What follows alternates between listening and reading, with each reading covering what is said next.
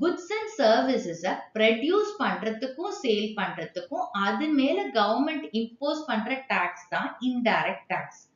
For example GST, அப்புறம் excise duty, லிக்கர்ல excise duty pay பண்றது, அப்புறம் electricity duties, stamp duty, entry taxes, toll, இதெல்லாம் வந்து இன்டைரக்ட் டாக்ஸோட எக்ஸாம்பிள். இன்டைரக்ட் டாக்ஸ் என்ன பண்ணும் பாத்தீங்கன்னா மார்க்கெட்ல ப்ராடக்டோட பிரைஸை இன்க்ரீஸ் பண்ணிடும். இது எப்படிங்கிறது ஒரு எக்ஸாம்பிள்ல பார்க்கலாம். இப்ப இந்த ஸ்பீக்கர்ஸை ப்ரொடியூஸ் பண்றதுக்கான காஸ்ட் 500 rupees. கவர்மெண்ட் என்ன செய்யறாங்க, இதை ப்ரொடியூஸ் பண்றதுனால கவர்மெண்ட் இது மேல இன்டைரக்ட் டாக்ஸை இம்போஸ் பண்றாங்க. அதாவது ஜிஎஸ்டி வாங்குறாங்க. ஜிஎஸ்டி எவ்வளவு வாங்குறாங்க அப்படின்னு பாத்தீங்கன்னா 10%. அப்ப 500ல 10% எவ்வளவு? 50 rupees. இப்போ இந்த ஸ்பீக்கர்ஸ் மார்க்கெட்ல வரும்போது இதோட பிரைஸ் வந்து 550 rupees ஆகும். எப்படின்னு பாத்தீங்கன்னா இதோட ப்ரொடக்ஷன் காஸ்ட் 500,